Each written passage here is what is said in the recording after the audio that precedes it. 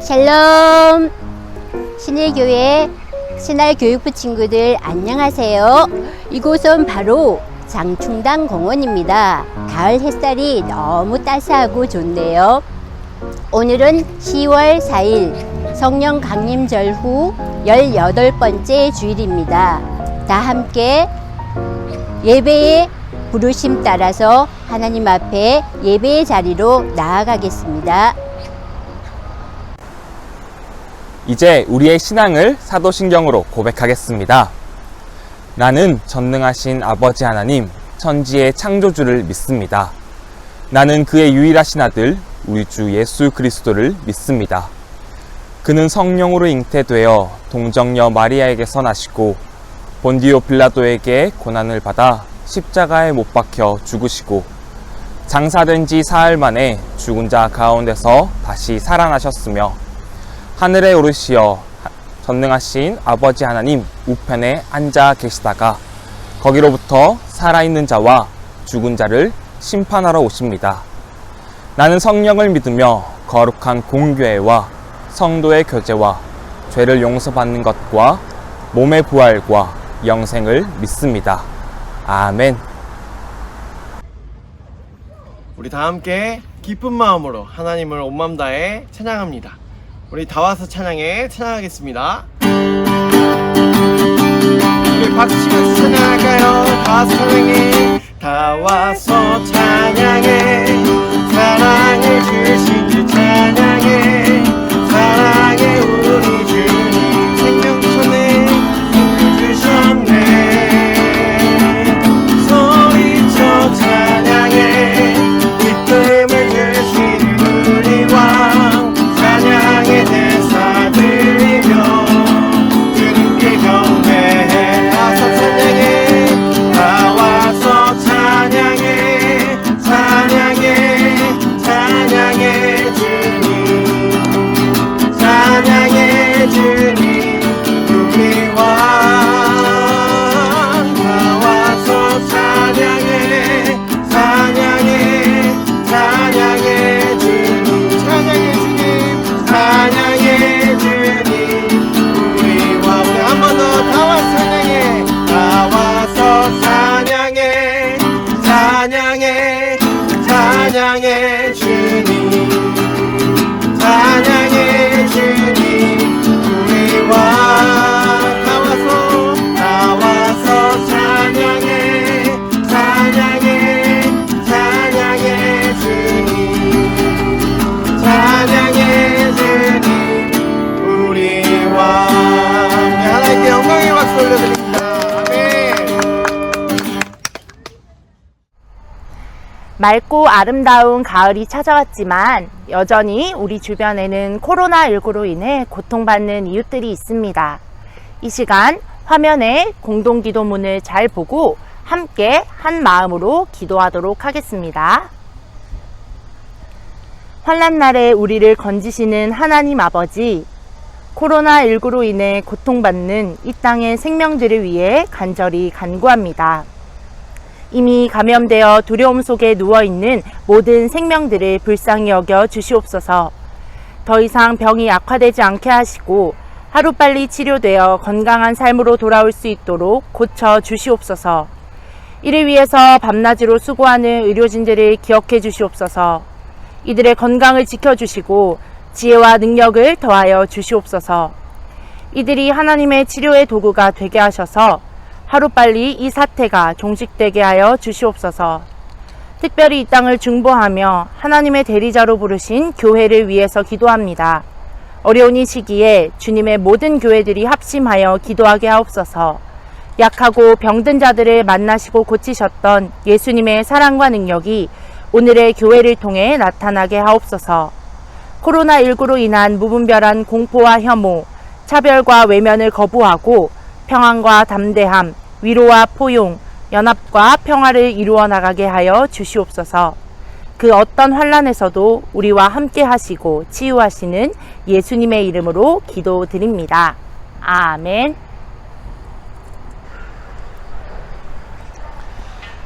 사랑하는 여러분, 이 시간은 우리 하나님의 말씀을 듣는 시간입니다. 우리 각 부서 목사님, 전도사님들이 전해주시는 하나님의 말씀 속으로 우리 쏙 빠져보도록 합시다. 우리 함께 말씀 속으로 고고!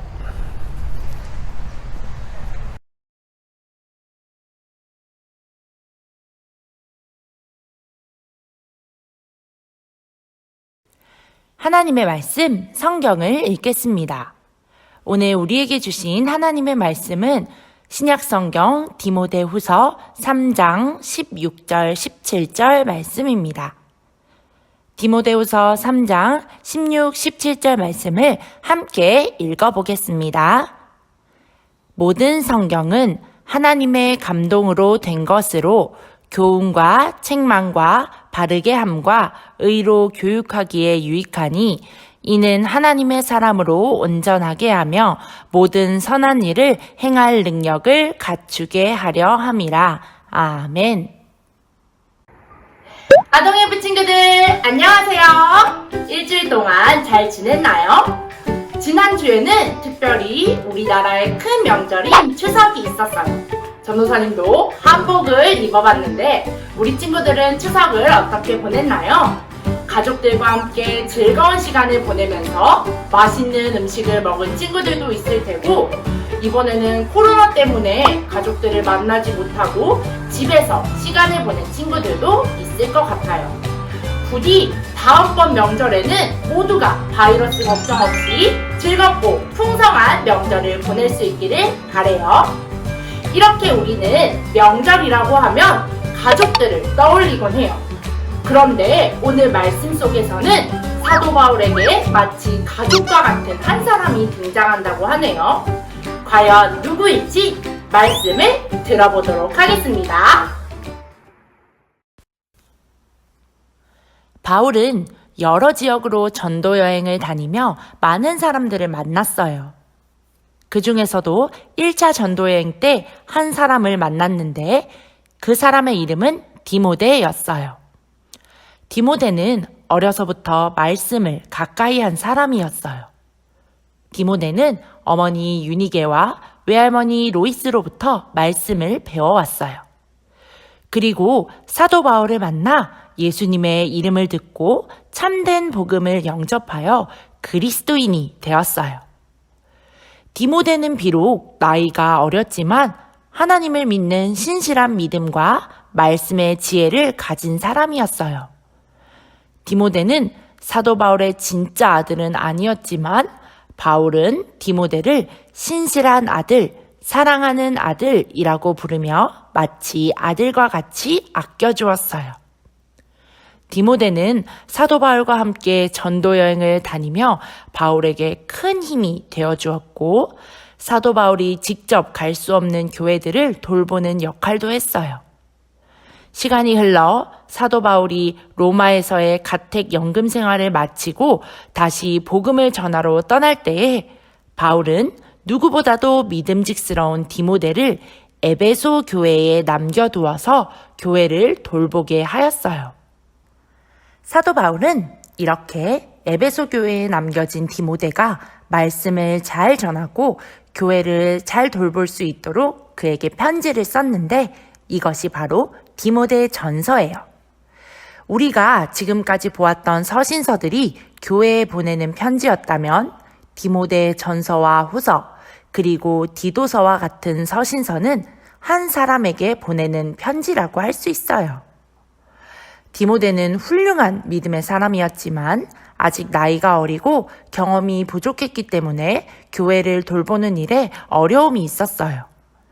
바울은 그런 디모데를 격려하고 교회를 어렵게 하는 일들이 발생했을 때 어떻게 잘 대처할 수 있는지를 편지를 통해 알려주었어요. 특별히 편지에서 바울은 디모데를 하나님의 사람아 하고 불렀어요. 이 별명은 아무에게나 붙여주는 별명이 아니었어요. 성경에서는 이스라엘 백성을 앞장서서 애굽에서 이끌어낸 모세, 어려서부터 하나님의 부르심을 받았던 사무엘, 이스라엘 역사상 가장 위대한 왕인 다윗, 죽지 않고 하나님께로 올라간 엘리야 선지자 같이 멋진 믿음의 사람들을 하나님의 사람이라고 기록하고 있어요.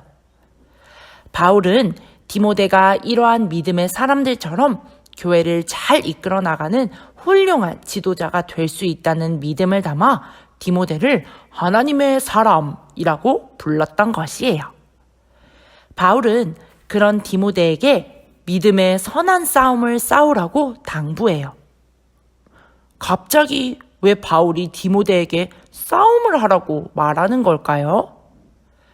우리가 많은 서신서에서 보았던 것 같이 당시에는 교회를 공격하는 거짓 교사들과 잘못된 복음을 전하는 사람들이 많이 있었어요. 결국 믿음의 선한 싸움을 싸운다는 것은 이러한 유혹과 공격에 맞서서 하나님의 복음을 끝까지 잘 지키고 교회를 바르게 세워나가라는 의미였던 것이에요. 바울의 편지는 디모데에게 아주 큰 도움과 힘이 되었어요.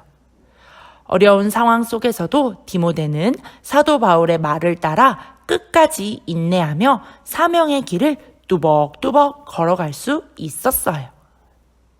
이렇게 디모데가 열심히 교회를 돌보던 때에 사도 바울은 복음을 전하다가 또다시 붙잡히고 말았어요.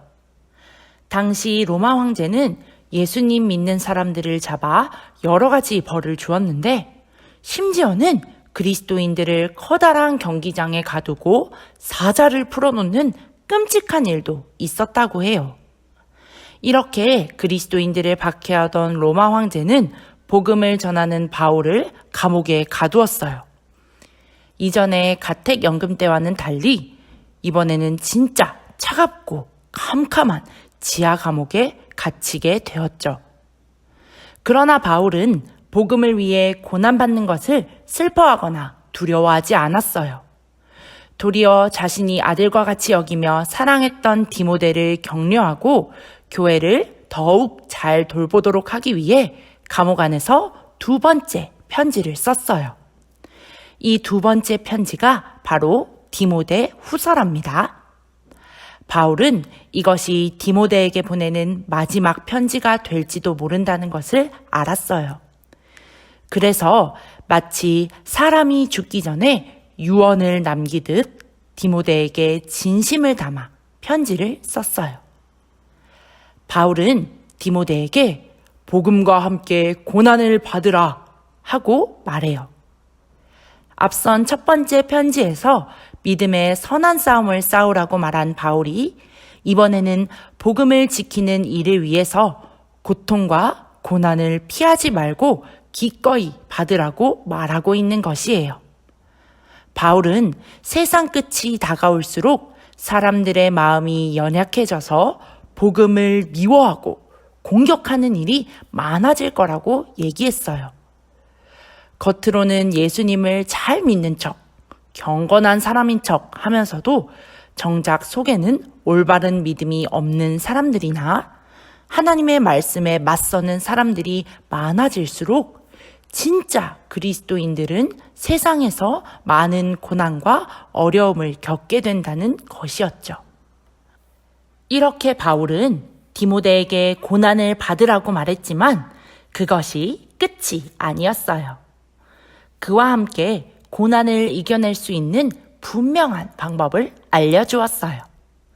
그 방법은 바로 오늘 설교의 제목이기도 한 배우고 확신한 일에 거하라 하는 것이에요. 디모데가 어려서부터 배워온 것, 그리고 마음속에 새기고 확실하게 믿어온 것은 무엇인가요? 맞아요. 바로 하나님의 말씀, 성경이죠. 성경은 우리를 예수님을 믿는 믿음과 구원으로 이끌어주는 지혜를 담고 있어요. 모든 성경은 사람의 말이 아니라 하나님의 감동, 즉 하나님의 말씀으로 된 것이기 때문이에요. 세상의 소리, 여러 가지 유혹들, 잘못된 가르침으로부터 우리를 지킬 수 있는 것은 오직 말씀뿐이에요. 사도 바울이 디모데를 하나님의 사람이라고 부른 것처럼 성경은 그 말씀 안에 거하는 사람들을 하나님의 사람으로 온전하게 만들어 주어요. 그리고 어떠한 고난이 찾아오더라도 말씀을 따라 말하고 행동할 수 있는 힘을 준답니다. 그렇기 때문에 우리가 성경을 가까이 하는 것은 너무나 중요한 일이에요. 우리가 매일매일 음식을 먹고 운동을 하며 키가 쑥쑥 자라는 것처럼 성경을 가까이 하며 사랑할 때 지혜와 믿음이 함께 쑥쑥 자랄 수 있어요.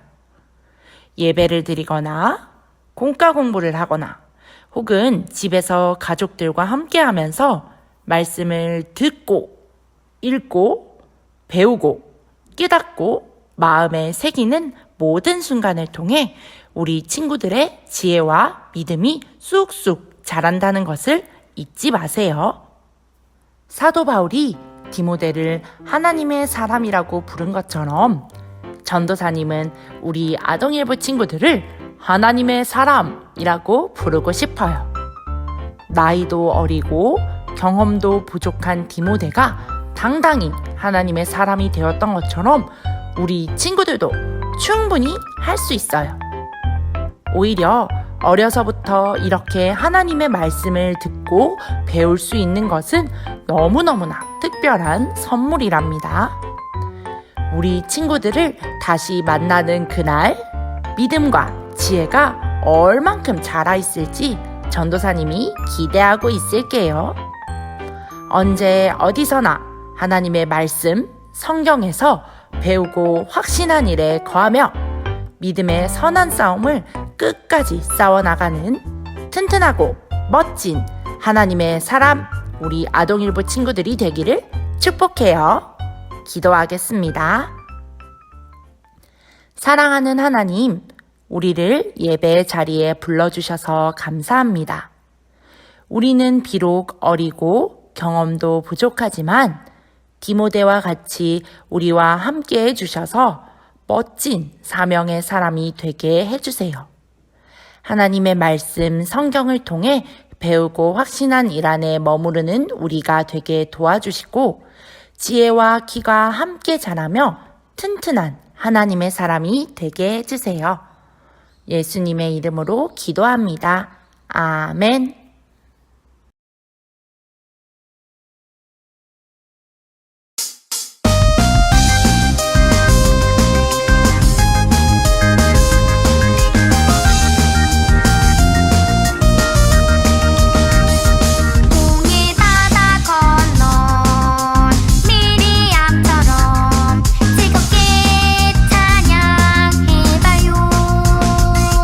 예루살렘 성문 앞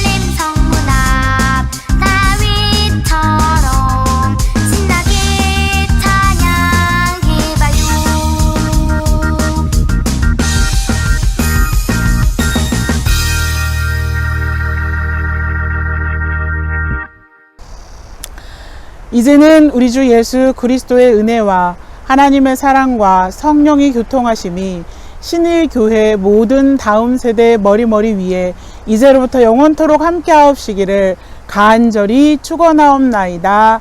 아멘. 신일교회 교육부 친구들 샬롬! 자, 모두 예배 잘 드렸죠? 오늘 전도사님이 특별한 광고사항 한 가지를 여러분에게 전달하도록 하겠습니다. 이번 10월 12일부터 17일까지 우리 교육부에서 특별 가정예배 주간을 가지도록 합니다. 그 기간에 우리 가정에서 교육부에서 제공하는 영상도 있고 자료들로 여러분들이 가정에서 즐겁게 가족들과 가정예배를 드릴 수 있으면 좋겠습니다. 그러면 우리 다음 주에 만나요.